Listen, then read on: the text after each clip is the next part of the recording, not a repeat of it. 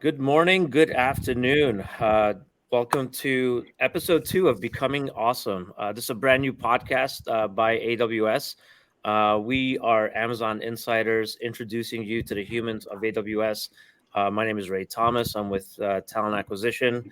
Um, just to give a little background on this show, we had a pilot early last year where we virtualized the hallway chat. We had short video clips with my co-host Jenna Lass, where we introduced other humans of Amazon and primarily through AWS through our initial network, just to showcase what they do from a functional perspective to who they are as a person, who you'd be working with, and who they are outside of work. So with that said, this is the new phase, called Becoming Awesome. Want to just give you a little insight into the culture and what the journeys are for other Amazonians here. It may inspire you. You might pick up a nugget that may help you if you have interest in this, in becoming an Amazonian in the future. With that said, I want to turn it over to Jenna Lass to introduce Kevin and the rest of the team. Sure. Thank you so much, Ray. Well, welcome, viewers, and welcome, guests, all of you. I'll add, may today bring you extra love for yourselves, to others, to things, to places, to anything that brings you joy this Valentine's Day. February 14th, we're in 2023. And for the love of Black History Month, today is a very special edition. We are going to be sprinkling in some Black history trivia. So we are becoming awesome. As Ray said, this is a live podcast to showcase these incredible humans at AWS, and we are live. So please, we will take questions live. And on the topic of becoming awesome, all I can say is I'm just trying to become awesome. Today we are going to be meeting with, as you see on the screen, Hailey DeSilver and Freddie Johnson, and our special co-host guest, Gordie Flowers. Perfect name. I just realized that, Gordie. Perfect name for the day. That is not make-believe. Gordie's last name is Flowers, and today is Valentine's Day. So special love there, Gordie, and I'm really looking forward to hearing everybody's perspective. Gordie is going to be driving some really meaningful conversations on ID&E. And we'll kick it off, why don't we, with our first Black History Month trivia question. We'll need Kevin as the chat moderator to plop in the question so that you can read it after I share it. The question is, 1, who was the first president to recognize Black History Month? Was it A, President Bill Clinton, B, President Jimmy Carter, C, President Gerald Ford, or D, President George Bush? I can't see the chat, so I'll need some help. And if we have some shy viewers, Hailey, Freddie, we'll be leaning on to you for an answer. Someone said C. Yeah, looks like we got a lot of C's. A lot of C's. We've got some really smart people out there. So I'm so happy to know that. All right. Well, over to you, Gordie. I'll be back with some more Black history trivia questions. But let's get to the meat and potatoes of this awesome episode and have you lead some conversations with Hailey and Freddie.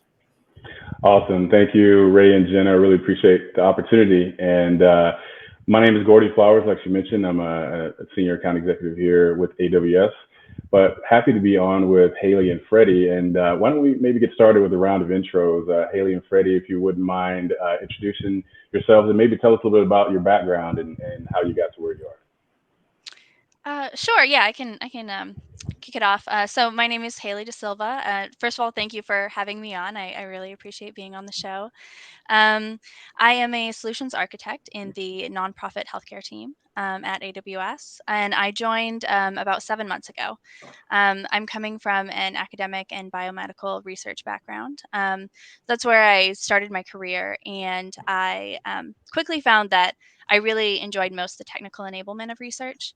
I learned to program in Linux, to work with high performance computing clusters, statistical computing in R and Python, and I really enjoyed those. And so I pursued a master's degree in health informatics and analytics at the Tufts School of Medicine. While I was still working full time in research. At this point, I was a neuroimaging data analyst at the Yale School of Medicine. And there I started working with AWS services and seeing some of the benefits of cloud computing myself. And then I uh, was working on transitioning our workflows onto AWS. I developed a tool called NeuroStack, which helped other neuroimaging researchers who were also transitioning to working with AWS. And that's how that got me interested in learning more. I learned more about the solutions architecture role, and it's how I ended up here.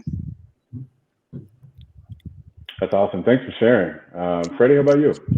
Awesome. Hey, my name is Freddie Johnson. I am a senior solutions architect at AWS. I currently support the national security team. So, brief background on myself. So, I have an undergrad in computer information systems and a master's degree in IT security. I am originally from Louisiana, so I went to Louisiana Tech.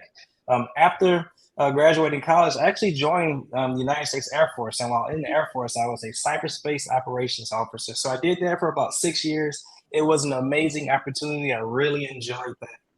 After leaving the Air Force, I actually joined a system integrator. I worked for a system integrator for about 4 years. While working with the system integrator, I did a variety of things. I focused on security. In addition to that, that's when I really got my love for like containers. So I started doing a lot of stuff for like Kubernetes and technologies like that. I have to say it. I know I said it earlier. I am a huge nerd. I love to code. I love to do all stuff related to that. I'm pretty lucky there because what I do for my day job is also what I like to do in my free time. So it's like I get the best of both worlds when it comes to that. After working for that system integrators, when I came over to AWS, with AWS, my overall goal as a solutions architect is to help customers, migrate their workloads to the cloud, get a better understanding of how their workloads can run efficiently in the cloud. It's incredible. So Thank you for go your ahead, Jess. service. I just felt Thanks. the need to say that. Appreciate it. Gordie, Absolutely. should I do another trivia question before you Yeah, layer deeper? I think this is the perfect time. All right. The question is, in what year was February designated as National Black History Month? Was it A, 1982, B, 1977, C, 1965, or D, 1986?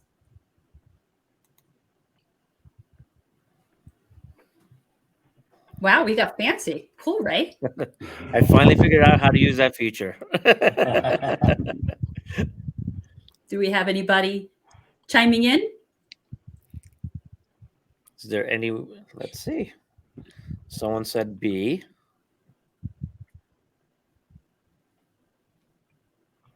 Someone said D. Someone Haley? said C. We're getting everything. Do you want to be the Yeah. tiebreaker here? I'm going to go with D.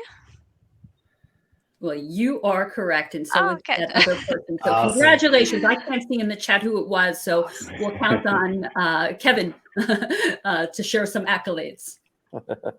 Over to you, Gordie. All right, thanks, Jenna. So, Becoming Awesome is a perfect name for the show, especially with Freddie and Hailey sharing your background. What incredible backgrounds. Really appreciate you guys sharing that. So, I really wanted to kind of dive a little bit deeper, like Jenna mentioned. One of the things that I really appreciate about working with AWS is that we get to work with people from a lot of different backgrounds. That's professional, like you guys stated, and also cultural background. So, I'm curious, as a solution architect, how do you approach understanding the perspective of a colleague whose background is different to yours? It's a great question. And Freddie, you can feel free to go to start. All right, sweet. So, whenever approaching a colleague based off the question that you mentioned, I always try to make sure that I communicate with them and kind of get a better understanding of like where they're coming from, just so that I can better meet them where they are, so that we can pursue whatever the endeavor that we're trying to achieve. Yeah, I would echo that too. And I think that one of the biggest things in trying to really understand a colleague who's coming from a different background is to actively listen to them. So often when we're in a conversation, it's easy to, plan out your responses while the other person is talking instead of, engaging with what they're saying. And so I think it's important to, use those active listening skills, especially if it's something that, is really important to them. And then I also think that, the more that we can, learn about, how people live their lives in a different way than we do in, the books that we read, the movies we watch, et cetera. I think that that gives us a lot more insight into how other people's lives are different from ours and how that's going to affect their behaviors and views.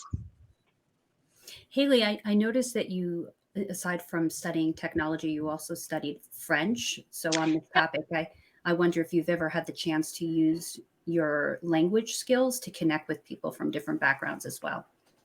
Yeah, I have actually. So I double majored at university in French, which was just because I thought, it was a really beautiful language and I really wanted to learn it. And I studied abroad in France for about a year. And it's come up actually numerous times where I've spoken to people from French speaking countries. Sometimes, at an airport, like I notice, an accent from someone who's, a ticketing, guide. And so I'm able to like just start speaking in French and like, it kind of, you enter into like a different, kind of conversation. There's like colleagues that I've met who have spoken French. And so it's been really, really nice to see people in, that different light and kind of, I notice that sometimes people open up a little bit more when you are speaking to them in their native language. That's awesome. I think you're right, Hailey. Active listening is something we can probably all implement in every aspect of our lives. So that's a great way to come back there. All right, another question for you. In the last few years, specifically after the pandemic, we've seen more of an emphasis on diversity, equity, and inclusion in just about every walk of life. So for you two, what does diversity, equity, and inclusion mean to you? And if you could maybe share why it's important. Hailey, you can get started. Sure. Yeah. So, so diversity, equity, and inclusion, those, they're different concepts to me. So diversity is kind of, representing people in all of the different ways that make us different. People from all walks of life. And then equity is about, fair treatment, equal access to opportunities and to advancement. And then inclusion is creating a welcoming environment, an environment where everyone is able to participate. So that's what it means to me. And then, for why it's important, I think, first of all, and most importantly, it's important because it's the right thing to do. I think that, that's how ethically we should conduct ourselves in an organization. And then also it's, I think, how we build better. I think that when we have more diverse perspectives in things that we are creating, it's just going to make that so much better so that we don't have blind spots that, someone from another perspective would be able to, easily spot. Great points. Freddie? That was a great answer, Hailey. Like, it's hard to come back. It's hard to come from behind that. I'll try my best, though, right?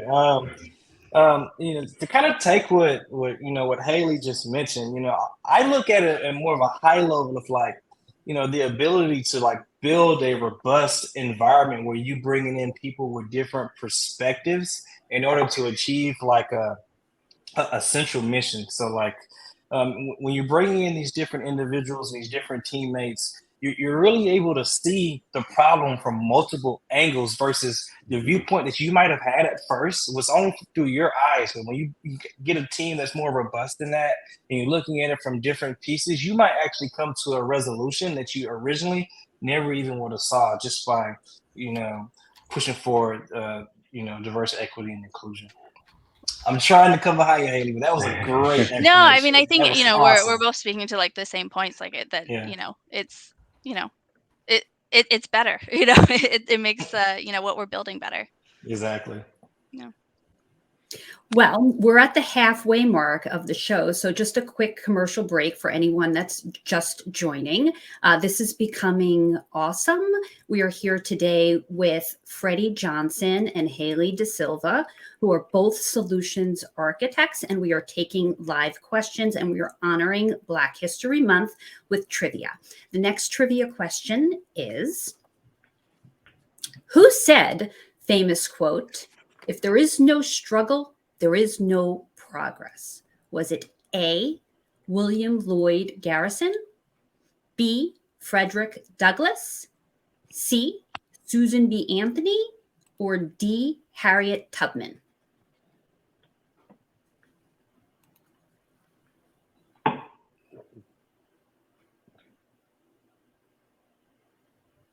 Any takers out there?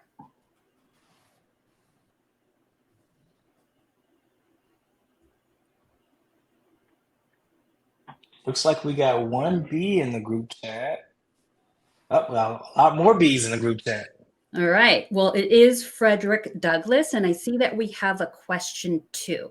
Yep. The question is, what advice would you give a non-technical person regarding core skills to develop to become a solutions architect? That's a great question. Freddie or Hailey, you guys want to take that one? Yeah, definitely. I'll take that one. So,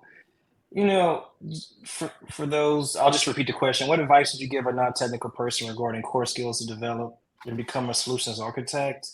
I always say start off with some of our training. So like we have like a cloud practitioner training, which assumes you know nothing about the cloud or anything like that. And it starts you from like the very beginning, give you an understanding of like the benefits of cloud, how cloud can work within your organization. That'll get you started. Then from there, I would always recommend that customers start like just kind of playing around in the AWS console too. Like even if you're not technical, like we have like a 1 year free tier where you can log in, play with services, see how they work, and then from there decide any other trainings that you would like to go through. For me personally, whenever there's a subject that I don't know, even if it's technical or non-technical, I always kind of seek out like some online training for it. Personally, I like udemy.com. It's like a site that I can go to, spend like $9 and like get an online course to kind of take it. Then from there, decide how I want to take it forward. Hailey, anything you would like to add to that? Yeah, no, I agree with those, especially working hands-on in the console, I think is really helpful. And I would say that, learning your core IT skills, they don't necessarily have to be in AWS, but it certainly helps. Knowing, understanding, the basics of how the internet works, and understanding, some networking, different types of projects that can be done. I think that can be really helpful as well in preparation for the solutions architecture role. Yeah, I want to add to that, especially with the cloud practitioner. I took it. I understand technology, but I'm not a technical person, right? And then I know so many other recruiters here that decided to take it just so they could get a good baseline foundation of what we do, right? And some of the services and pricing, everything there is that the cloud practitioner kind of touches on, and it helped us communicate more effectively with candidates, and that we earn their trust a little bit more because we know what we're talking about and we kind of understand what they're talking about just from a foundational perspective. So really love that. I'm actually going is to the try cloud practitioner now the language of love? it definitely is today. I'm trying to get my daughter in a couple of years to try to get to it. When she's like 14, you'll do try it. to go for it. You'll get it. That's awesome. Such a great question, and one that we hear quite a bit, so very relevant. All right, I think we're going to pivot a little bit to one more question for Freddie and for Hailey. Imposter syndrome. Have you experienced imposter syndrome during your time at AWS or maybe at all in your career? And if so, how have you managed that? Yeah, I can start with that one. So I absolutely have felt imposter syndrome. Not just when I was at AWS, but also before. I think it's really incredibly common. There's a lot of people that I've spoken to where I meet them and they have amazing credentials. They have they're very knowledgeable in their field. And when you speak with them, I'm surprised at how often they talk about having imposter syndrome as well. So that just really highlights to me that imposter syndrome happens, across many different, levels and roles. So one thing that I try to do to combat that when I'm really feeling the imposter syndrome myself is I try to think about where I've come from, and how far I've progressed. I think about what could I do a year ago or 5 years ago, 10 years ago, um, and now where I am. And that sort of gets me more in the mindset. I wonder what the next 10 years have in store for me. So that's been a helpful perspective change. That's awesome. Freddie? Oh my God, yes. Like imposter syndrome. Yeah, I'll give you a little bit of a background. So, as I mentioned earlier, I'm originally from Louisiana. I grew up in the country. Uh, one of the few in my family to go to college. Technology was something that I didn't really have a lot of access to growing up as a kid. So as I pursued this career and I started seeing the credentials, as Hailey was mentioning, and seeing all of the great things that my coworkers are accomplishing, not even in this job, but in previous jobs that I had before. Imposter syndrome was something that I really had to deal with because I used to ask myself, like, can I cut it? Am I supposed to be here? Like these, like I feel like everyone has so much more experience and a head start on me, in this particular career field. But the thing that really helped me continue to press forward was like, I kept telling myself, if I wasn't supposed to be here, I wouldn't have made it this far. Like, if I'm in this room because I have met the requirements in order to, get this far. And I just keep telling myself, keep pressing, keep training, focus on growing and become a better person, and just keep pushing forward. And that has really helped me because I always have, like, there's times when I'll go to a customer meeting and I'm like, this customer might know more about this subject than I do. I got to kind of put that to the side and just take it one question at a time and just push forward. Definitely have it all the time. That's Thank you, incredible. Shane. Yeah, thank you for sharing. Imposter syndrome, something that I, suffer. It's something that I still suffer with today, and I'm 4 years into AWS, and I can easily share this. Where the day I got an offer to join AWS, first off, just getting the call and then get an offer from them 4 years ago, I physically got ill. I was like, oh my God, what if I join? What if I fail in like 6 months and I get fired? And then that's on my resume. I didn't last, and then my career is ruined. And here I am today where, I had incredible mentors and leaders that helped Jenna and I get to this point to showcase the incredible people like yourselves on a show like this that's going to be shared out globally, right? So it just goes to show, like what you said, is like, if you weren't good enough, you wouldn't be here at this point yet. So it's good to like kind of remind yourself. So let's move it on to a couple of quick fun questions. So I'm going to ask you, Hailey, pick a number from 1 to 13. It's a quick rapid fire question. 6. 6. If you could be famous for something, what would it be? I would choose to be like an inventor or a founder of something. I think that building something that other people are able to use is something that's speaks to me. It's awesome. Okay. And Freddie, you pick a number from 1 to 13. I'm going to go with 7. If you could have named yourself, what name would you have picked? Oh, wow. I probably would have picked a name like Derek or something like that. And I actually got a story behind this really fast. So, like, I'm a junior, all right? And I love my dad to death. But the technology these days, whenever you have to like verify your background, I type my name in because I'm a junior and I grew up in the same household as my parents. A lot of times I get questions that are like, oh, they're actually thinking that this is my dad. So like, I know the answer to this question to verify my identity, but this is actually not me. Like that's my dad that you're mixing with. So it'd probably be like Derek or something like that, just so it could be a little bit different, just for the ease of identity verifications. Amazing. What about you, Gordie? Pick a number You know, 13.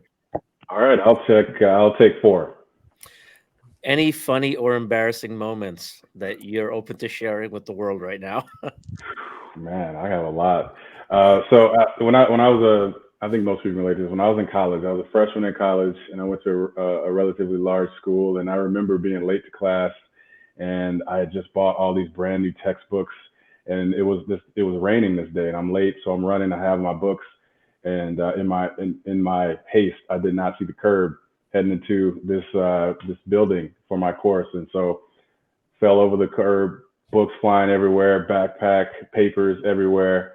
And, I looked up and it seemed like there's some kind of tour going on campus. So I'm just waving to everyone, saying, as I'm on the ground, doing that, but, pretty embarrassing, but I was able to laugh it off and, get into class. Oh man, I think we've all done that. I think we've all fell in front of people that we really kind of wanted to make an impression on too. I think that's why you're good at sales, Gordie, right? You had to pivot. Yeah, got to be good. Yeah, that's right.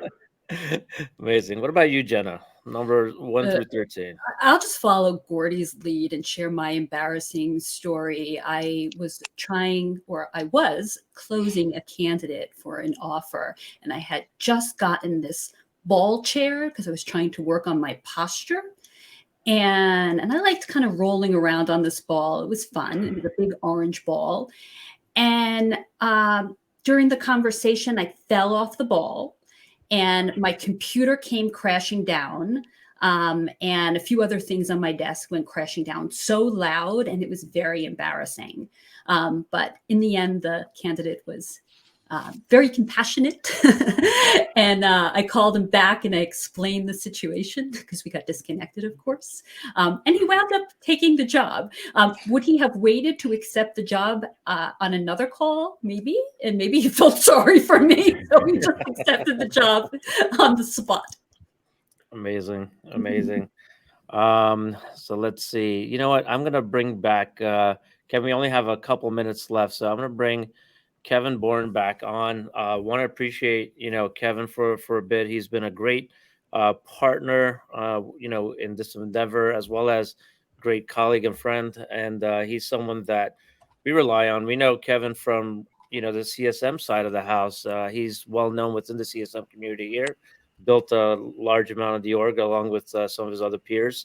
And also has a passion for helping vets, come in and find a new home in technology once they finish their military career.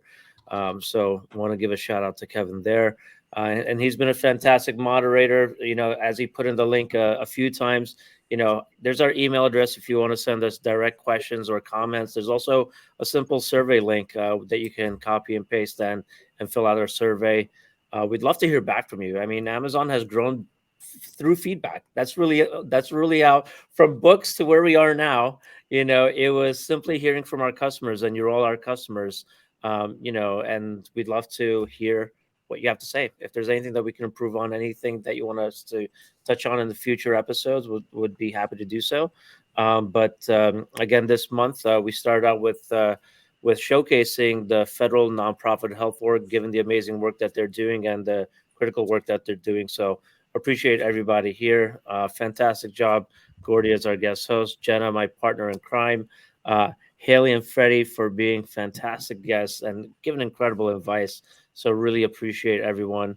And again, it's Valentine's Day. Whether you have someone or not, love yourself at least. The world needs more positivity and enjoy it. Okay? Have a good one. Take care. Thank you. Bye, everyone. Bye, everyone.